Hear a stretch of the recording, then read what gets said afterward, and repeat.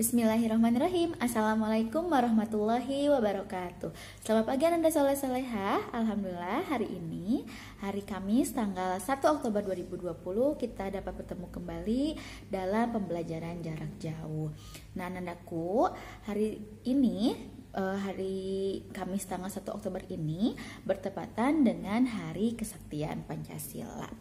Nah Anandaku, sebelum kita mulai pembelajaran, seperti biasa silahkan siapkan terlebih dahulu LKS tema 2-nya, lalu pensil dan penghapus.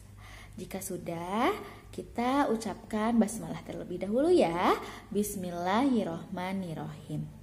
Nah Nandaku, jika sudah membaca basmalah bersama-sama, sekarang kita mulai ke pembelajaran tema 2 subtema 4 pada halaman 97, karena kita mulai pembelajaran pertama di subtema 4. Nah, di sini Ananda akan disuruh untuk membaca teks pada aktivitas 1. Nah, untuk memanaskan pembelajaran kita kali ini, silahkan Ananda baca dulu teks untuk aktivitas 1, lalu setelah dibaca kalian isi nomor 1 sampai nomor 5-nya. Nah, karena subtema 4 ini judulnya itu menyayangi hewan, maka di sini ada tentang memelihara ayam di rumah teksnya. Jadi hewan yang bisa dipelihara di rumah, yaitu salah satunya adalah hewan ayam. Jadi setelah dibaca silakan Ananda isi nomor 1 sampai nomor 5 halaman 97 sampai 98 nanti dikumpulkan di Edmodo. Nah, untuk memulai membaca dan menulisnya silahkan dipause terlebih dahulu, dibaca dan dikerjakan. Jika sudah, yuk kita lanjutkan ke aktivitas 3. Nah, di sini di aktivitas 2, aktivitas 2 kalian diberikan petunjuk untuk memberi tanda checklist pada kalimat yang sesuai dengan EYD atau ejaan yang disempurnakan. Nah, kalau dulu disebutnya adalah EYD, ejaan yang disempurnakan. Tapi pada tanggal 20 November 2015, ejaan ini diganti namanya menjadi PUEBI atau Pedoman Umum Ejaan Bahasa Indonesia.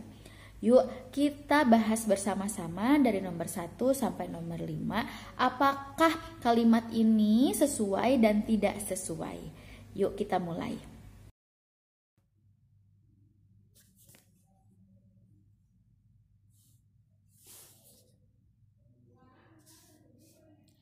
Baik, di aktivitas 2 ini kita kan disuruh ya membaca kalimat nomor 1. Nah, ibu memberi makan ayam dengan dedak. Apakah kalimat ini sesuai dengan Pedoman Umum Ejaan Bahasa Indonesia? Nah, coba kita lihat. Di sini ibu ini merupakan kata atau awal kalimat, maka i pada ibu ini harus huruf kapital, maka nomor 1 itu tidak sesuai. Harusnya i di awal kalimat ini memakai huruf kapital. Jadi ibu memberi makan ayam dengan dedak ini i di awal kalimat ibu, maka itu harus huruf kapital. Oke, kita lanjutkan nomor 2. Arif memiliki 3 ekor ayam. Nah, apakah ini sesuai dengan Pedoman Umum Ejaan Bahasa Indonesia? Tidak, karena apa? Karena untuk 3 ini jika angka ditulis, kalau misalkan angkanya itu 1 kata, maka ditulisnya harus dengan huruf 3 TIGA. 2 kata juga misalkan 20 DUA PULUH. Tapi kalau 25 karena 3 kata dia ditulis aja dengan angka 25, angka 2 dan 5. Jadi nomor 2 ini adalah Arif memiliki 3 ekor ayam. Ini 3-nya ini harus ditulis dengan huruf, maka nomor 2 itu tidak sesuai. Nomor 3, Ayam milik ayah mati karena flu burung. Ayam di depan betul sudah memakai huruf kapital. Tapi penulisan ayah pada tengah-tengah kalimat itu harus memakai huruf kecil, dan flu burung B pada burung itu juga karena di akhir kalimat atau di tengah-tengah kalimat B-nya itu harus memakai huruf kecil. Kalau misalkan di tengah kalimat itu memakai huruf besar itu memakai nama orangnya. Jadi misalkan ayah Budi baru B-nya itu nama orangnya itu besar. Jadi nomor 3 juga belum sesuai. Ya, karena harusnya seperti ini. Ayam milik ayah mati karena flu burung. Ayah A-nya kecil, flu burung B-nya juga kecil. Oke, kita lanjutkan nomor 4. Bulu ayam milik Arif berwarna hitam dan coklat. Nah, coba dilihat lagi, ada kesalahan lagi di mana? Di bulu, karena bulu ini kan di awal kalimat, jadi B-nya harus besar. Nah, si ayam ini harus besar juga tidak? Tidak ya, karena dia bukan nama orang, jadi ayamnya A-nya kecil. Kalau Arif betul tidak huruf kapital A-nya? Betul, karena Arif itu merupakan nama orang. Jadi seharusnya bulu B-nya besar, ayam A-nya kecil. Milik Arif berwarna hitam dan coklat. Ulangi ya, bulu ayam milik Arif berwarna hitam dan coklat. Baik, kita lanjutkan nomor 5. Ayam adalah unggas yang berkembang biak dengan cara bertelur. Betul ya, ayam di awal kalimat A-nya besar, adalah unggas yang berkembang biak dengan cara bertelur dan memakai titik, itu sudah sesuai. Jadi dari 5 kalimat yang ada di aktivitas 2 hanya nomor 5 saja yang sesuai dengan pedoman umum ejaan bahasa Indonesia.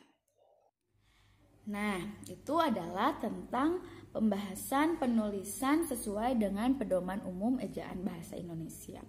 Nah, tadi di aktivitas 1 kalian sudah membaca tentang informasi tentang ayam.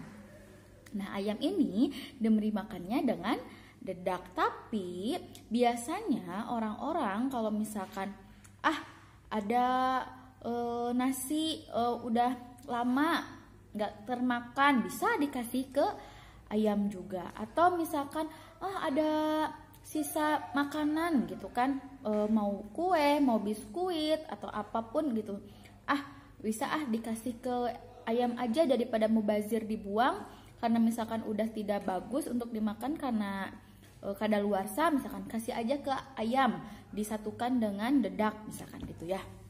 Nah, di sini misalkan ibu mau memberi kue gitu kan kepada ayam yang di rumah, tapi kuenya itu misalkan sudah tidak bagus untuk dimakan. Misal nih ya, misal ini adalah kuenya. 1 biskuit ini mau ibu berikan kepada ayam, tapi dengan setengahnya gitu. Dibagi 2 lah sama ibu. Ya, dibagi 2.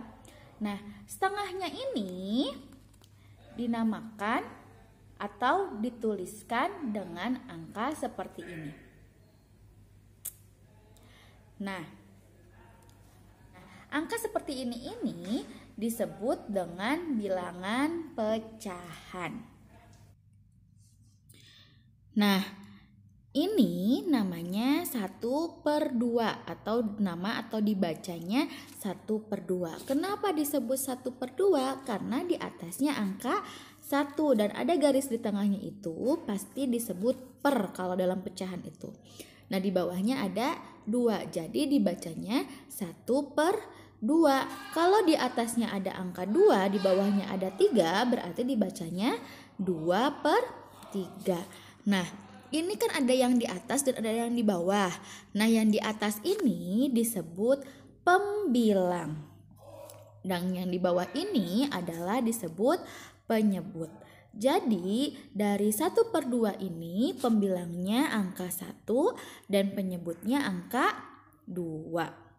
Nah, Nah, tadi sudah dijelaskan ya, setengah dalam matematika dapat ditulis 1/2 dan penulisan tersebut dinamakan bilangan pecahan. Oke, sekarang kita lihat di sini ada satu biskuit. Satu biskuit ini dinyatakan dalam lambang pecahan biasa 1/1. Ya, dibaca 1/1. Nah, ini kenapa dibaca 1/1? Karena ada satu bagian lingkaran itu dari satu bagian biskuit itu, jadi 1/1. Nah, sekarang ada lagi nih, satu biskuit dipotong menjadi 2. Nah, ibu udah dikasih lambang tuh, ada tanda warna biru dibulatin, itu setengahnya menjadi 2 bagian sama besar. Jika dinyatakan dalam pecahan, bisa disebut 1/2 karena di sana ada 1 yang ibu biruin tuh, ada 1 dari ada berapa semuanya dihitungnya, ada 2, jadi 1/2, 1 bagian dari 2 biskuit yang sudah dipotong. Nah, sekarang lihat, ada lagi nih, biskuitnya dibagi menjadi 3. Ibu kasih tanda lagi, dibiruin 1 tuh.